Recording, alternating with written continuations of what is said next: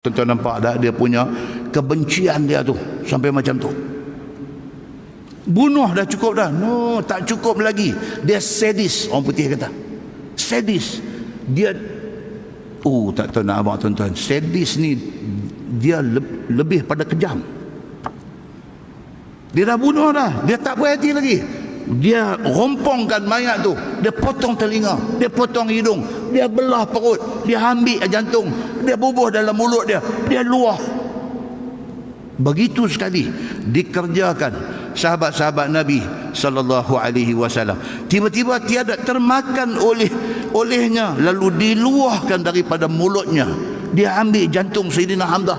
Perempuan tuan-tuan yang buat kerja ni, dia bubuh dalam mulut dia, dia luah balik. Allahu Akbar. Dan berhadap Abdullah bin Qami'ah hendak membunuh Nabi sallallahu alaihi wasallam.